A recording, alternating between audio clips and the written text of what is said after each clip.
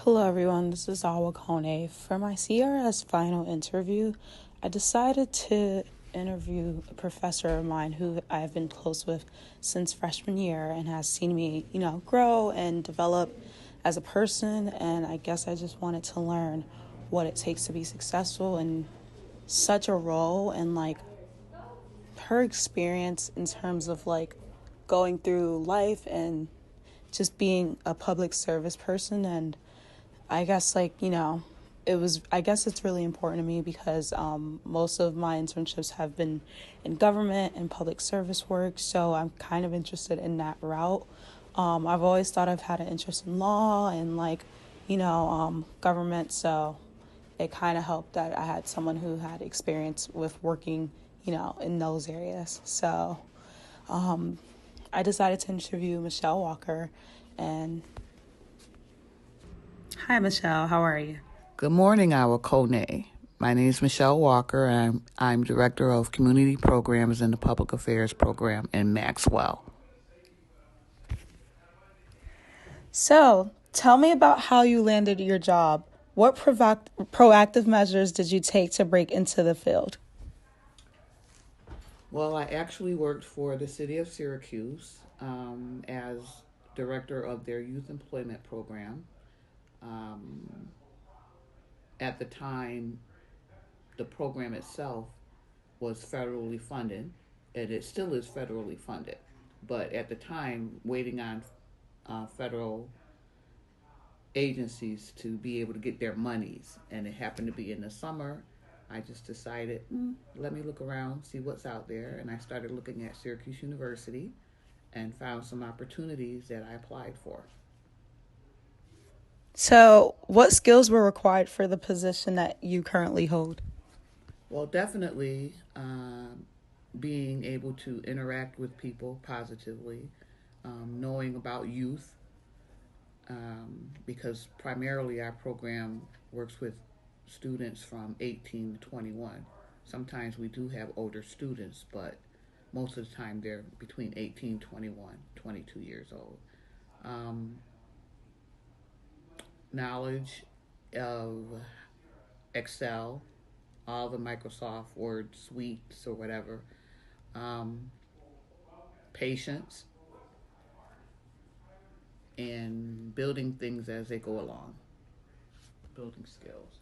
So, what type of courses or activities did you take in college to be successful in your current role? Well, I don't know if the courses I took in college led up to this position.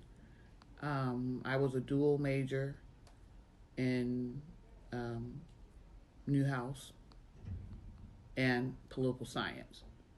And when I saw myself getting out of college, I thought I actually was going to go into some type of broadcasting or some type of television production. And first, I actually had a job in Virginia as a production assistant for independent political broadcast. However, I'm from Syracuse, and my father became ill, and so I came back home at Christmas and actually started looking for a job, and I actually landed the position of communications director for Planned Parenthood City of Syracuse. Wow, that's a lot. Well, to be honest, I'm also a political science major now. So, is there any advice that you have for me currently pursuing that route? Drop it. Why? I just feel like many students, including myself, get duped into adding on majors that you don't need. And I find that there are some majors that you're never really going to find a job in. I didn't want to go to law school. I didn't want to be a politician. So I don't even know why I had political science as a major, but it was convenient, and I'm a firm believer in just doing something and doing it well instead of doing 4 or 5 different things and doing it mediocre. Well said.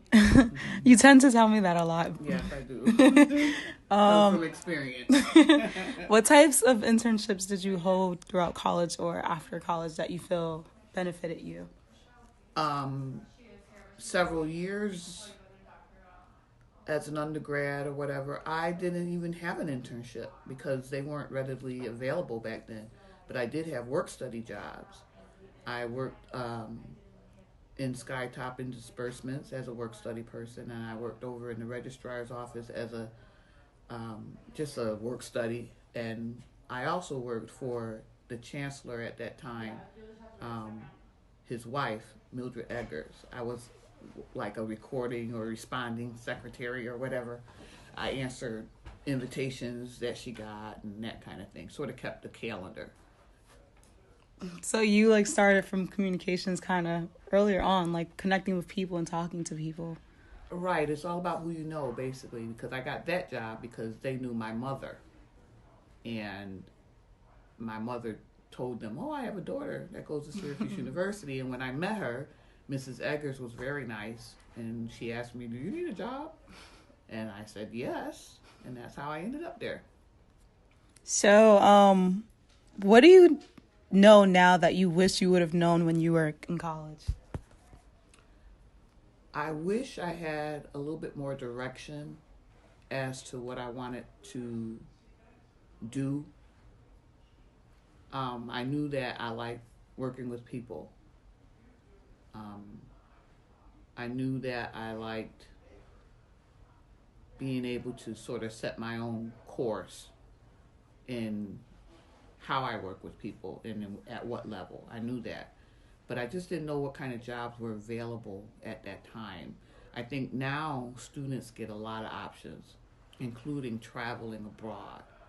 And if I had the option back then, we're talking 20, 30 years ago, I mean, you could have went to London, but there were really no options. And so if I was a student now, I would definitely spend a semester away from campus and find out more about the world, and because you'll never be able to travel as cheap, even though it is expensive, but as cheap as you would be as a student now. Okay. Can you describe to me what one of your typical work days look like? Okay, I'm in. I try to do paperwork first thing in the morning, and I try to see what my calendar for the day looks like. If I have appointments with students, I like to have them basically between 11 and 2 because I'm still active and ready to work. So I try not to schedule kids toward the end of the day because by that time I've seen a lot. And sometimes you have to have a lot of patience, especially if you feel like a student is telling you a little story of some type. So I try not to schedule kids toward the end of the day because I don't have a lot of patience at the end of the day. But most of the time I know that I do have some type of contact with a lot of students. And there are certain days where just students every 20 minutes or something. They just got to pop by. And I'm available to talk about academics or just if they have a problem, life in general. So, what parts of your job do you find most challenging and most rewarding? I think most challenging to me would be getting kids to realize that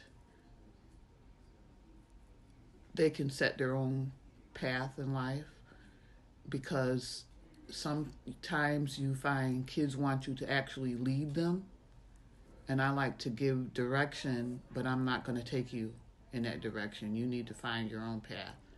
That's challenging to me because some kids are used to having everything told to them what they have to do, and I'm not that person to be able to just say, okay, do A, B, C, D. I'm going to give you A, and I want you to find your way to D. And I think the most rewarding part is if a student comes to me maybe a couple of years down the line and say, Miss Walker, you really helped me with this or that. And I've given them advice and it was good advice for them at that time. So that's what I like. I can see where that aspect works because you've done that a lot for me, like since freshman year, and still I'm like starting to realize things about myself that I didn't realize. Yeah, Because and sometimes it's not advice that they like, but yeah. I try to give advice based on truth, and hopefully some of the experiences that I've had can help somebody else. Are there any negative aspects of your job? I think probably the thing that I hate is bureaucracy. And so some things I feel that the university can do a lot better. And unfortunately, a lot of times money is the bottom line. And, I sit and I'm like, why would you do that? It doesn't even make any sense. But, I understand there's a budget. I understand they're trying to get money, certain things. But I just, I don't want to, like I said before, I like saying here's point A, B, C, D. But I don't want to have to go all the way to point Z to get back to point B. I don't. And I think that's a waste of time. So. I have 2 more questions, Okay. and then I'll get out of your hair. How would you describe the culture around SU? In terms of what? Of like your role, like how would you describe the culture? I think more students are recognizing that advising doesn't mean I'm just going to talk to you about academics. I'm not a counselor in that sense, but I feel like you can talk about anything. And I think that my role, I think that I try to help students a lot around here, and I think kids are more comfortable with me. And what was the second part of that? In terms of your role. Okay, in terms of my role, I'd like to see more people of color, specifically in my building. When I started here 23 years ago, I was the only person of color that was a director. And I'm walking around, and I'm still the only person of color that's a director. So I've had conversations with our dean about it, and I just wish that there were more people of color, because we're getting more students of color. And I don't mean just African American students or whatever. I'm talking about international students, people that feel comfortable. Like, okay, so I might not be Asian, but your problems are still the same, basically. Just maybe in a different form or something. I mean, I've even been asked to be an advisor for the Asian groups. So that was sort of interesting. But that's it. My last and final question is more so kind of a compliment, also a question in one. So you've been involved in public service for the majority of your life, and just like doing a great job of like mentoring people and like putting people on this similar path of public service. So I guess my question is, what is your biggest piece of advice that you have for emerging professional? Don't chase the money. Find something you love to do it well, and then money will come.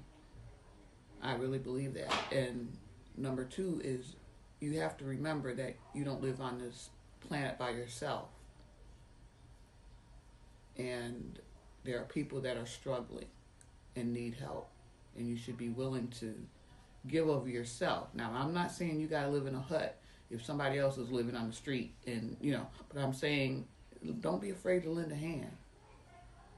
I think God will bless you for it, and your life will be more enriched for it.